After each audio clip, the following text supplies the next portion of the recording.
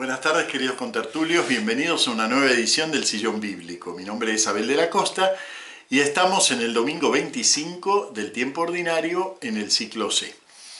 Y lo primero es agradecerles la excelente acogida que tuvo la semana pasada el especial sobre la parábola del padre con dos hijos. La verdad que no me lo esperaba, un vídeo muy largo y bueno, pensé que no iba a tener tantos seguidores, pero bueno, sí. Son un público muy fiel, Bueno, muy bien, muchas gracias por eso. Y hoy va a ser un sillón muy breve, porque la verdad es que prefiero remitirlos al vídeo de hace 3 años, que se llama Mode Ironicon, que trato exegéticamente este texto tan complejo del administrador infiel. Sobre todo llevándolo hacia una exégesis desde la ironía del texto, que me parece muy importante tenerlo presente. También tener presente que en la Biblia hay mucha ironía. Pero no quisiera dejar pasar un aspecto que lógicamente en aquel momento, como comenté y me centré en el Evangelio, no lo hemos tocado, que es la primera lectura. Claro, ¿qué ocurre? Que uno se pone a hablar de estas cositas tan maravillosas, la exégesis y la ironía y la palabra esta, la otra, y se va por los cerros de Úbeda y le parece que las cosas de Dios tienen que ver con abstracciones. A mí me encantan las abstracciones, pero las cosas de Dios son muy concretas y la liturgia nos baja un poquitito de un ondazo, nos baja con la primera lectura. Leemos en la primera lectura un fragmento muy fuerte del profeta Amós. Me gustaría primero situarlos en quién es Amós, por qué lo leemos. El profeta Amós es uno de los llamados 12 profetas menores.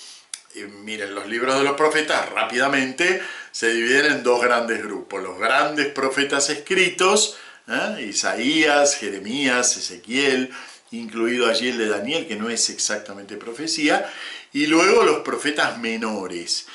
Son menores por el tamaño de sus libros, pero no son menores por su significación. En la Biblia hebrea se llaman simplemente los 12 y están todos agrupados en una misma unidad. Se cuentan como un solo libro. Nosotros los contamos como 12 libros distintos. El profeta Amós tiene la gran importancia de ser el primer profeta escrito. Es decir, con él se pasa de la profecía oral a la profecía escrita. Y esto es algo muy importante, no es casualidad que se pasara a la profecía escrita.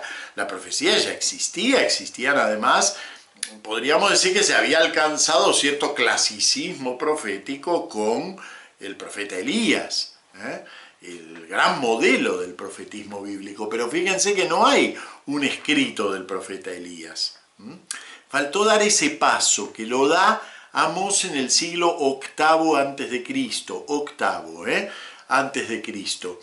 ¿Qué época es? Bueno, él es un hombre del sur del territorio, o sea, un hombre de Judá, pero que profetiza en el reino del norte. En ese momento Israel está dividido en dos reinos. En el 721 va a caer el reino del norte, va a desaparecer y va a quedar solo Judá. Por eso nosotros identificamos Israel con judío, porque en realidad es en una determinada época queda solo Judá. Pero en ese momento, en el momento de Amós, todavía Israel coincide con esos límites enormes que tiene cuando llegan a la tierra prometida, ¿no? Solo que son dos reinos en lugar de ser uno. El reino del norte, llamado Israel, el reino del sur, llamado Judá. Amós profetiza en el reino del norte. ¿En qué época profetiza? Hacia el 750 a.C. Fíjense que les estoy diciendo que en el 721, solo 30 años más tarde, el norte cae definitivamente. Y en el 750, ¿qué es? Es un periodo de esplendor. Las cosas van muy bien. Se podría decir que fluye el dinerito. Pero cuando fluye el dinerito, lamentablemente no fluye por todos los canales que tiene que fluir. Y entonces hay también mucha miseria y mucha pobreza. algo constante en la historia de la humanidad.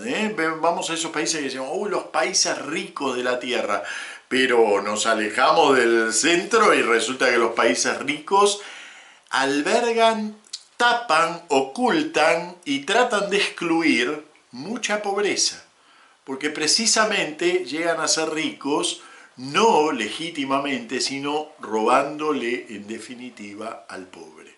Y eso es lo que denunciamos. Con mucha certeza, con mucho acierto.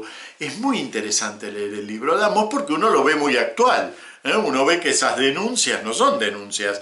Estamos hablando del siglo VIII a.C., estamos en el XXI. Así que fíjense cuánto tienen estas mismas denuncias.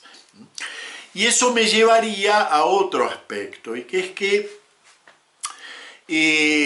es cierto que durante algunos siglos, es cierto que mucha gente dentro de la fe intenta que la fe sea una adormidera, que nos aleje de esos problemas concretos y se quede con el espíritu. Y durante muchos siglos la fe fue esa adormidera oficialmente, ¿no? Es decir, pero sin embargo siempre hubo hombres de fe, pienso, qué sé yo, en la opulenta Francia, vamos a suponer, de los siglos XVII, XVIII, XVI, XVII, XVIII, esa opulenta Francia llena de pobres, y en las que surgían figuras que dentro mismo de la iglesia clamaban por reformas profundas, reformas que no eran cambiar, a ver si la misa la cantamos así o la cantamos al revés, sino que eran reformas realmente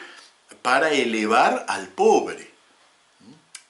Pienso que son una figura señera como San Vicente de Paúl, pero hay muchos más.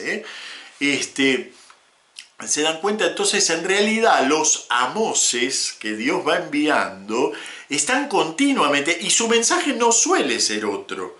Lo que pasa es que, bueno, nos escapamos de esos mensajes diciendo, no, pero eso es hacer política, no, pero eso no es hacer política, eso es, si leen honestamente la Biblia busca la promoción de cada hombre, no de los hombres, porque los hombres es una figura demasiado vaga, demasiado general, que pues yo y mis amigos, de cada hombre.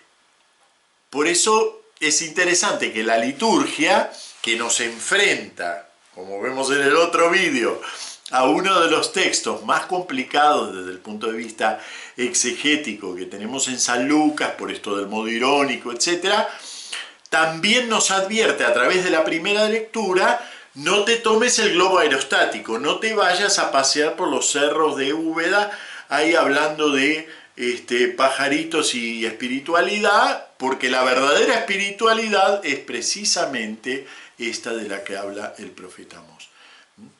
El Señor lo ha jurado por la gloria de Jacob, no olvidaré jamás ninguna de sus acciones. Y se refiere a aquellos que precisamente tienden a ocultar, a olvidar, a tapar, a mirar para otro lado cuando ocurren estas vejaciones al pobre. Bueno, muy bien, no quiero extenderme más, el profeta Amós es demasiado claro. Leámoslo. También vale la pena leer la biografía del profeta Amós, que está en el Testigo Fiel, en el Santoral. El profeta Amós lo celebramos el 15 de junio y en el Santoral del 15 de junio tienen una biografía. Voy a linkearla aquí abajo para el que lo desee. Pero no es tanto la biografía, sino leer el profeta y darnos cuenta que el mensaje de Dios se vuelve más fuerte, más urgente y más directo cuando tiene que ver con esas realidades concretas. Nos vemos el fin de semana que viene. Muchas gracias.